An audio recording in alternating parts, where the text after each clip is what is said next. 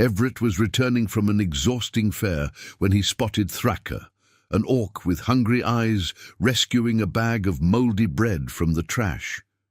He followed her through the shadows of Thornwood Forest to a forgotten barn on his own land. What he saw inside, a desperate mother and two small children, changed his fate forever.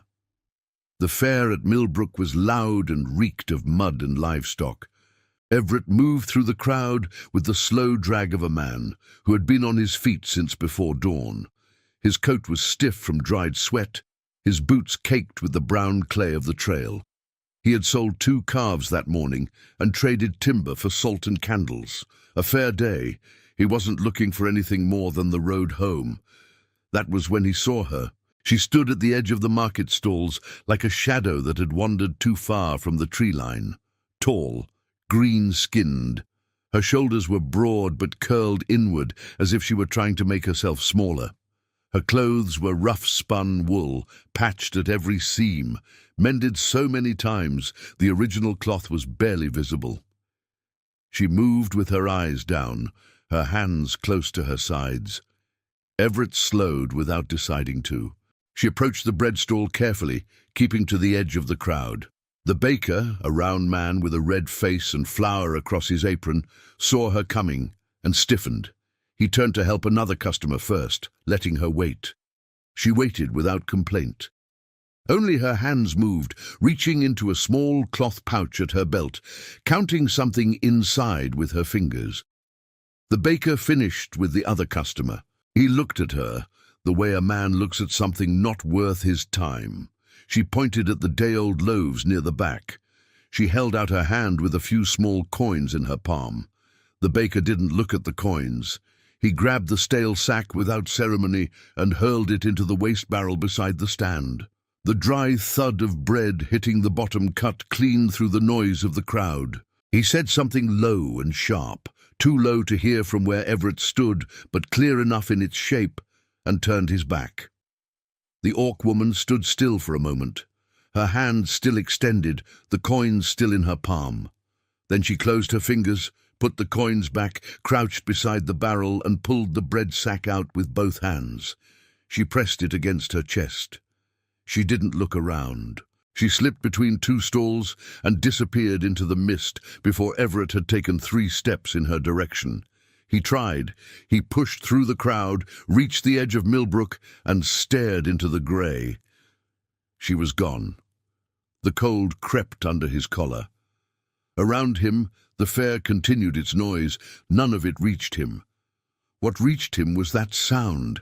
Dry bread hitting the bottom of a wooden barrel, the flat, dull finality of it. The way she had taken it back without anger, without shame, with just that single moment of stillness before she moved. He stood there longer than he should have. Then he started walking home. The road back wound through the lower edge of Thornwood, where the old oaks grew so close that the light came through in thin grey strips. Evening was pressing in fast. He had half a mile left when he saw movement in the tree line to his right. The green of her skin caught the last pale light between the branches. Just a shape, just a glimpse. But it was her. She was heading toward the far corner of his property. There was nothing out there worth going to. Just the old stone barn he hadn't used in months, forgotten since the autumn. He stopped walking. She didn't see him. She moved with the careful quiet of someone who had learned that being noticed meant danger. Everett watched until she disappeared between the trees. He thought about his house, the fire he had left banked, the stew on the hook. How tired he was. Then, without deciding to, he stepped off the road and followed her into the trees. He kept back, far enough that a snapping twig wouldn't carry to her, close enough to track her shape between the oaks. She walked without hesitation, which meant she had made this walk before. She knew where the roots were, where the ground went soft near the creek bend. This was not a path she had found tonight. That thought settled into his chest and stayed there. She crossed the shallow fork of the Tescan River on the flat stepping stones, her balance easy and sure, the bread sack held up against her chest to keep it dry. Everett crossed behind her, cold water soaking through his boot leather, biting at his ankle. He didn't slow. The old barn appeared through the trees, sudden and heavy, built from dark fieldstone 2 generations before Everett's time. The roof still held, mostly. The door was warped and hung at an angle that required a shoulder to force open. He had meant to fix it. He never had. Thraka reached the door and pulled it open with both hands, her back straining against the warp of the wood. She slipped inside. She did not look back. Everett moved to the barn wall and found a gap in the old mortar where 2 stones had shifted apart over the years. He pressed close and looked through. Inside, 2 children huddled in the far corner against a pile of old straw. The older one was a boy of maybe 7, broad-shouldered even at that age, his green skin darker than his mother's.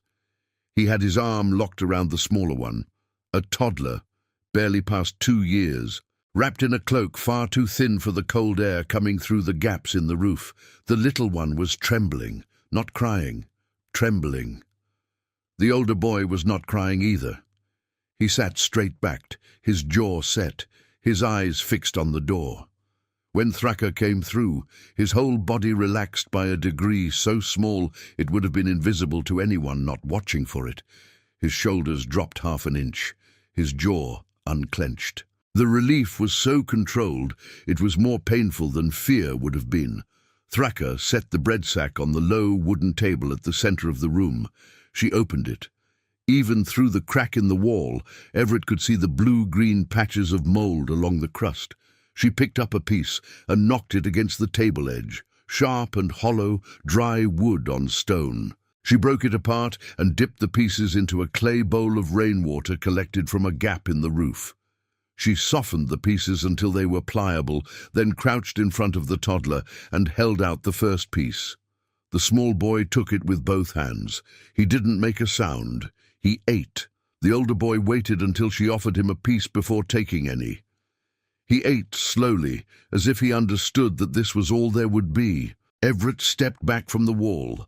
He stood in the dark outside the barn and stared at the ground. The rain had started, light, barely more than a cold mist, and he was soaked through his collar, his hands numb at his sides. He thought about the baker's face, the flat certainty of it, the way a man can look at another living creature and decide, without hesitation, that their hunger does not matter. He thought about those coins she had put back into the pouch unused. He thought about that boy sitting straight with his arm around his little brother, watching the door, holding everything together with nothing but the strength of a 7-year-old's will. He stood there long enough that the rain came down properly, tapping against the stone of the barn wall. Long enough to feel the weight of every warm evening he had spent alone in a house with a full larder and a fire that nobody else sat beside. Then he raised his fist and knocked on the barn door. The silence inside was instant and total. Not a breath, not a scrape of boot on stone. They had gone completely still, the practiced stillness of people who had learned that any sound, when discovered, makes things worse. Everett kept his voice low and chose each word carefully. "I know you're in there. This barn is mine. My land, my property. I'm not the law, and I'm not from the village. I'm just the man who owns the field on the other side of these trees." Silence. "I saw you at the fair today, at the bread stall." A long beat of nothing. Then the door pulled inward by 3 inches, and Thraka filled the gap. She had a bone-handled knife in her right hand. Arm raised, elbow out. Not a warning, but a ready position. Her body filled the frame completely, every inch of her angled between Everett and whatever was behind her. Her eyes were sharp and dark and fixed on his face, reading him the way a traveller reads an unfamiliar road. Everett kept both hands visible at his sides, fingers open. He let her look as long as she needed to. "You've been using this barn for a while," he said. Not an accusation, a fact. The candle was already lit when you arrived. The bowl was already there. You left them here. Behind her, the older boy was standing now, both small hands balled at his sides, jaw set in a mirror of his mother's. 7 years old and doing exactly what she was doing, standing between. Everett looked at the boy for a moment, then brought his eyes back to Thraka and kept them there. "I have a house," he said. "Top of the hill. 10 minutes on foot. Fire's been going since this morning. Pot of stew on the iron, salt pork and root vegetables. Half a loaf of real bread, baked 2 days ago. No mold." He let the words land. "2 bedrooms I don't use. Both have beds with heavy wool blankets." The knife didn't move. "I'm not asking you to trust me," he said. His voice came out quieter than he intended. "I'm asking you to feed your children something warm tonight. After that, whatever you decide, whatever direction you walk in the morning, I won't stop you and I won't follow you." The boy behind Thraka made a sound, small and low, the sound a body makes when it has been empty for too long and something warm is described nearby. He hadn't meant to. His jaw tightened immediately after, ashamed of the weakness. Thraka heard it. Her knife hand dropped 2 inches. She looked at Everett for a long time. The rain tapped steadily on the barn roof above them both. He held her gaze, without flinching, without pushing, without moving at all. Her knife hand dropped the rest of the way. "Show me," she said. Her voice was low and rough and careful. Everett turned and walked back through the rain toward the hill. He did not look back to check if she was following. He just walked, steady, slow, unhurried, toward the light he had left burning in the kitchen window. Behind him, 3 pairs of boots moved through the wet grass. The kitchen was the warmest room in the house. Everett had built the fireplace himself, done it wrong the first time and torn it down and started over. The second version drew well and threw heat far into the room. Tonight the iron pot hung above the coals. The smell of salt pork and root vegetables had settled into every corner. Thraka stood just inside the doorway with her knife still in her hand. She checked the corners, the back door, the single window above the wash basin. She noted the exits. Then, only then, she looked at the pot. Everett moved without speaking. He pulled bowls from the shelf and set them on the table. He ladled stew into each, tore the bread into pieces, set mugs of water beside every bowl. He did not look at Thraka while he worked. He sat down at the far end with his own bowl and ate. The older boy was at the table before Thraka moved. He sat down, looked at his mother, and when she gave the smallest nod, he picked up the spoon. He ate fast but without noise, without spilling, without lifting his eyes from the bowl. The discipline of it was the most painful thing Everett had witnessed all evening. A child that age should not know how to eat like that. The small one, still trembling from the cold, sat in Thraka's lap. She held him with one arm and fed him with the other, small spoonfuls at a time, waiting between each one to make sure his body kept it down. He ate with his eyes half closed, his head tilting slowly toward sleep with every swallow. Everett ate his own stew and said nothing. After a time, the older boy looked up from his bowl. "You own all of this?" he asked.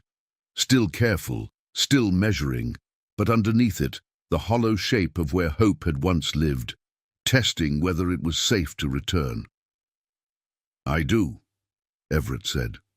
The boy looked around the room, the fireplace, the shelves, the iron pot, the rug on the floor, worn at the center, but whole. "By yourself?" he asked. "By myself," Everett said. The boy thought about that. He tore off a piece of bread and went back to his stew, chewing slowly, thinking. Thraka had not spoken since the barn. She sat with the posture of someone who had never fully relaxed in a room with a stranger, back straight, weight slightly forward, ready to move. She watched Everett the way she had watched him at the door, steady, measuring, filing everything away.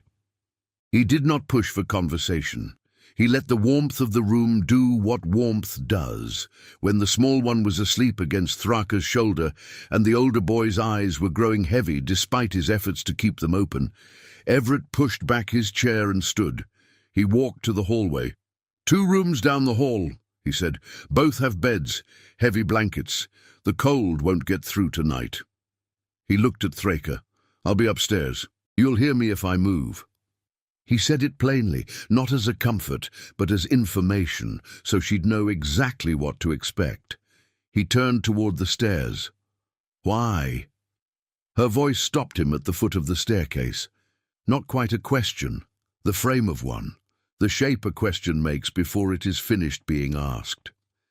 Everett stood with his hand on the newel post. He thought about it honestly.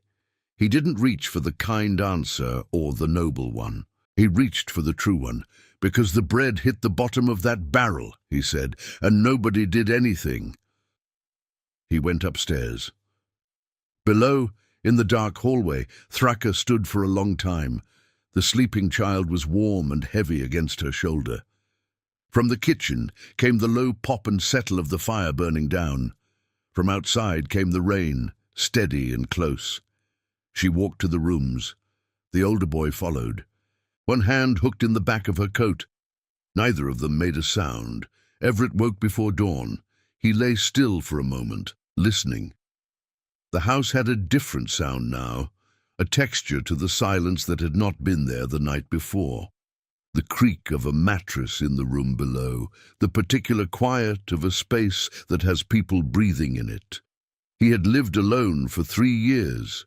He had not realized until now how a house sounds when it is empty. He dressed without lighting a lamp and went downstairs. He stoked the fire, added 2 logs, hung the kettle. Grey light came through the kitchen window before the water boiled. Rain still, softer now, more mist than rain. The older boy appeared first in the kitchen doorway. He had slept in his clothes and his boots, the way a person sleeps when they are not sure if they will need to run. He stopped at the edge of the room and studied Everett with the same careful attention as the night before. "Sit down," Everett said.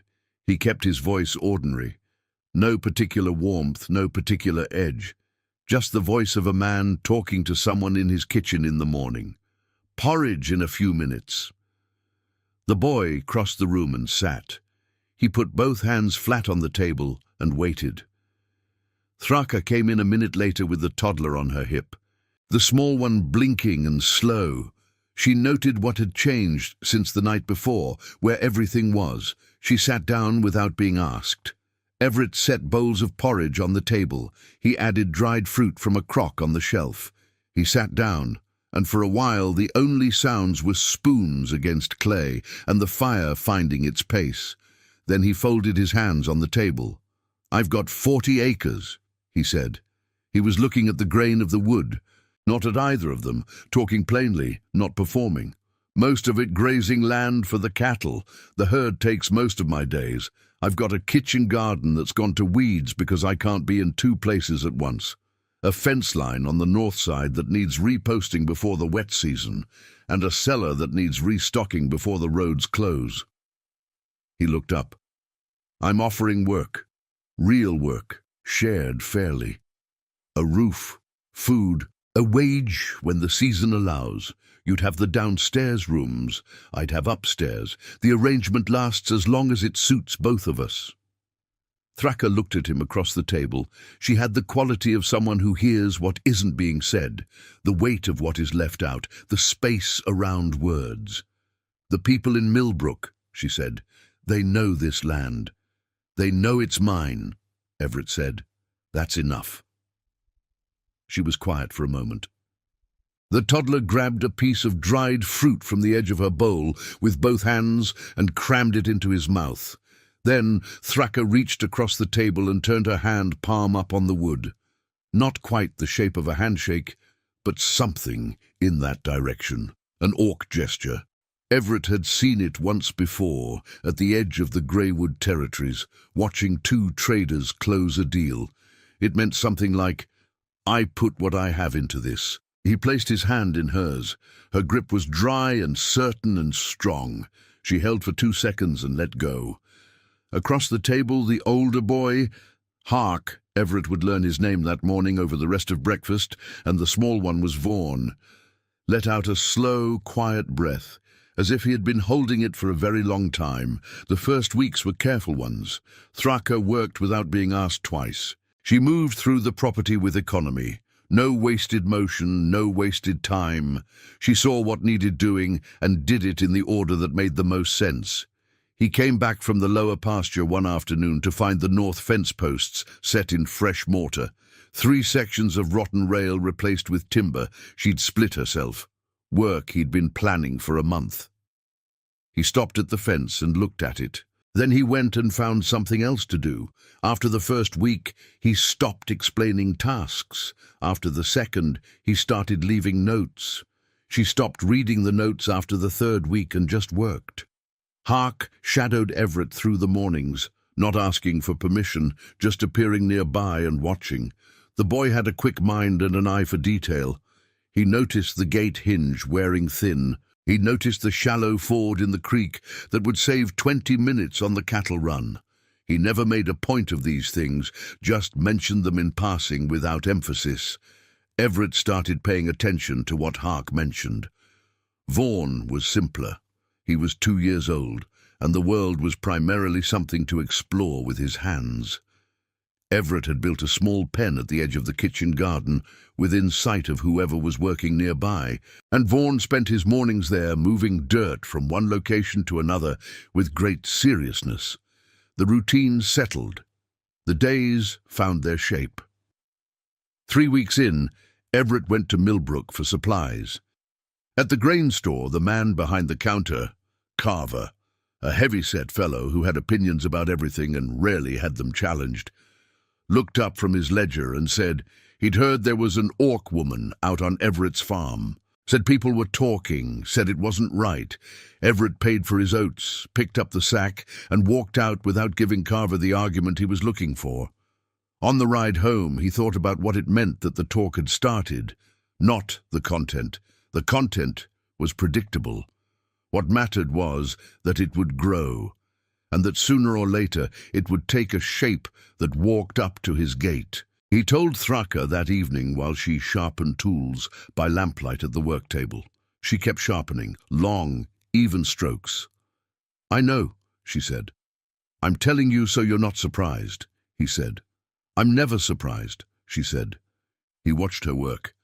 "If anyone comes to this property, they answer to me. The land is recorded. Anyone who causes trouble here has a legal problem." She set the tool down and looked at him directly. That level, measuring look. "You can't protect against all of it," she said. "I know that," he said. "I'm not trying to protect against all of it. I'm telling you I'll handle what I can." She held his gaze for a moment. Then she picked up the next tool and went back to sharpening. Outside, the wind moved through the pines at the edge of Thornwood. The lamp threw long shadows across the work table. The silence between them was different from the silence of the first days. Less a wall, more a room. The trouble came on a Thursday, just before the first hard frost. It had been building for weeks. Everett had felt it each time he went to Millbrook, in the way conversations quieted when he approached, in the way certain men looked at him and then looked away. He had been waiting for the shape of it to arrive. 3 men rode up the south road before midday. Carver was among them, sitting his horse with the posture of a man who believed he was doing something necessary. The 2 others were brothers from the mill.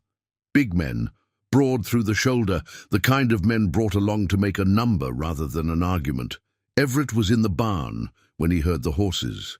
He came out with a hammer in his hand, not as a threat. Just because he'd been working and hadn't thought to set it down, he walked to the gate and stopped there. He did not open it. Carver started talking before his horse fully stopped. The argument was the one Everett had been waiting for. An orc on human land, a disruption to the proper order of the county. People were talking.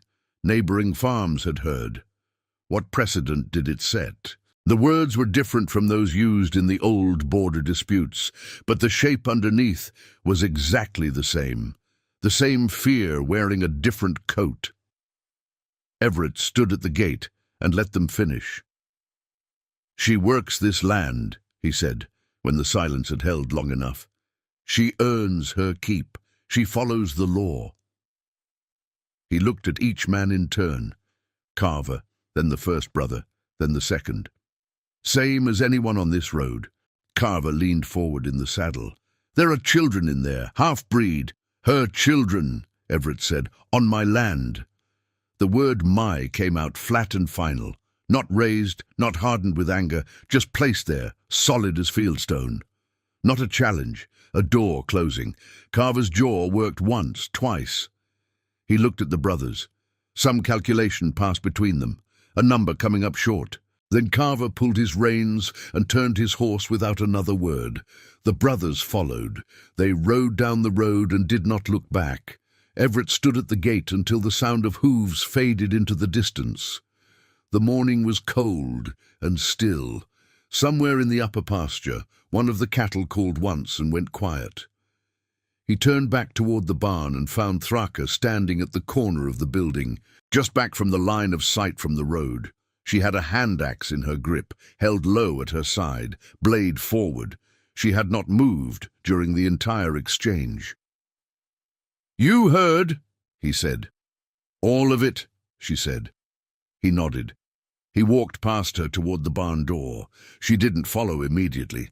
She stood at the corner and looked down the road at the dust the horses had disturbed. It was already settling. In a few minutes there would be no sign they had come at all. Then she lowered the axe and walked into the barn. Everett was at the fence post he'd been working on before the riders came. He set the next nail and drove it home in one clean stroke. Behind him, he heard Thraka set the axe on the workbench, pick up the second hammer, walk to the next post, and brace it with her foot. He didn't turn around. The sound of the second hammer joined the first. After a few minutes, the rhythm of the two of them found its pace, not perfectly matched, but close enough that each stroke filled the gap the other left. At the edge of the field, the first frost was forming on the long grass, white and quiet, spreading in from the margins. Neither of them spoke about what had happened at the gate. Neither of them needed to. The cold months came down hard. Snow arrived in Thornwood in the first week of deep winter, not the tentative early frost, but the real thing, heavy and sustained. It came one night while everyone slept and covered everything by morning. The roads from Millbrook went quiet within a week, then silent. The world contracted to the size of the farm. Everett had wintered alone before and knew the rhythms of it, the shortened days, the work moving indoors, the way a man can go a week without seeing another person and stop noticing. It had been enough. This winter was different. The house had sound in it. Hark's boots on the floor in the early morning, always up first, always had the fire stoked before Everett came downstairs. Vaughan's low babbling as he moved across the kitchen. The particular scrape of Thraka's stool against the stone hearth in the evenings, when she sat to work by firelight, mending clothes, sharpening tools, sometimes just sitting with her hands still and her eyes on the fire. Everett noticed, without intending to, the way she moved around him, careful at first, the careful of someone who has learned that closeness carries risk, but the weeks wore it down slowly, the way water works on stone. She started leaving his tools where she knew he'd need them.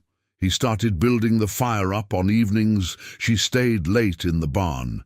Neither of them mentioned these things. They just happened and accumulated and became the texture of the days. Hark noticed. He said nothing, but Everett caught the boy watching them sometimes with that careful attention he brought to everything. The first time their hands touched in a way that was different from accident was over a fence rail in the lower field, both of them reaching to brace the same post at the same moment. She pulled back first. He didn't.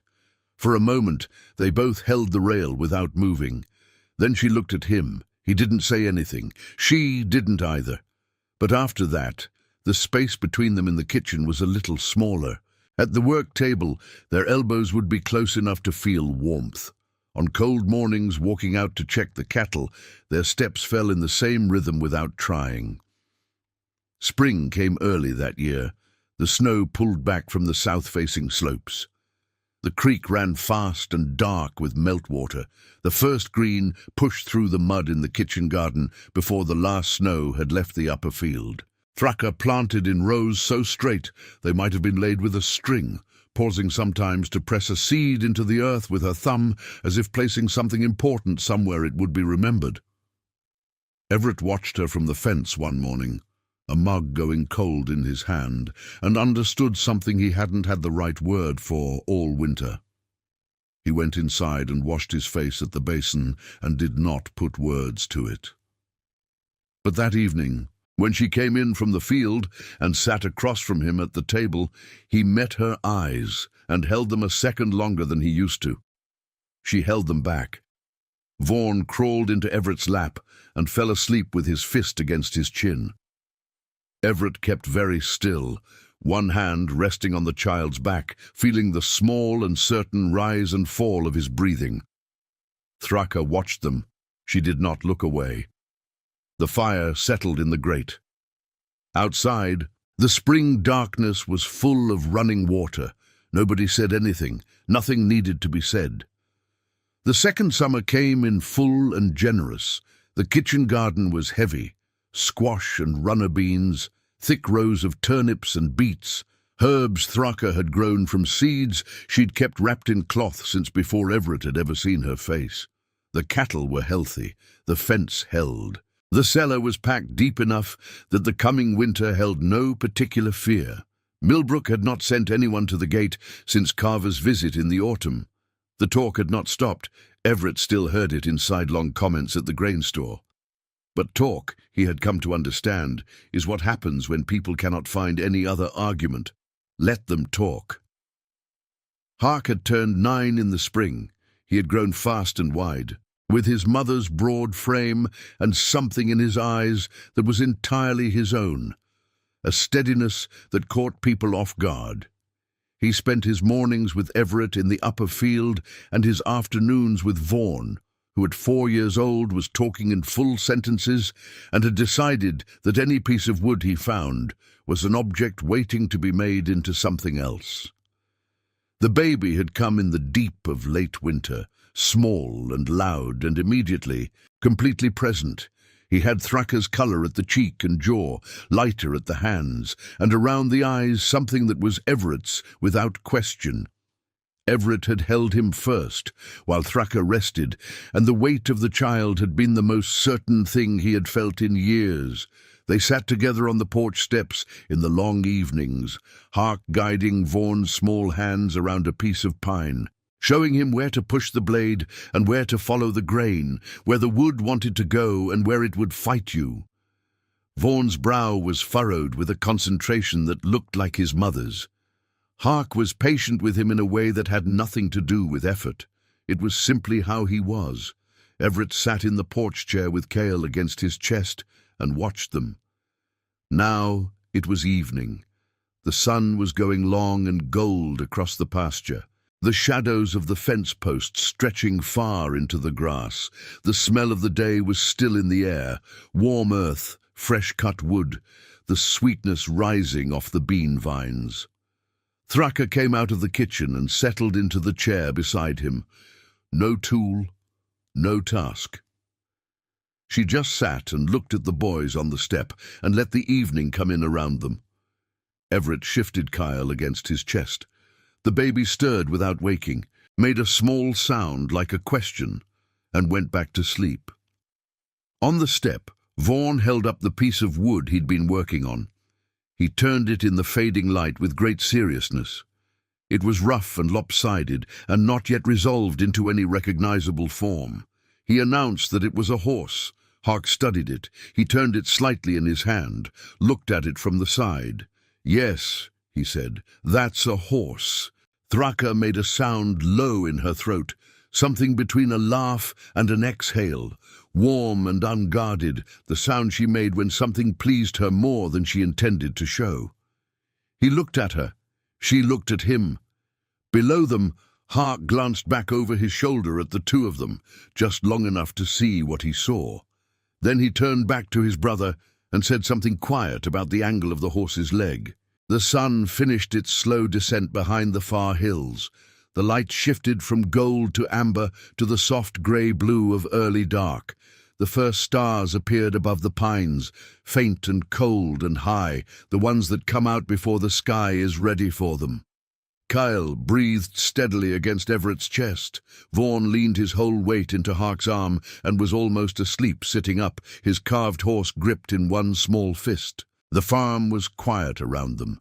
The cattle settled in the lower field, the barn door latched, the kitchen fire banked low.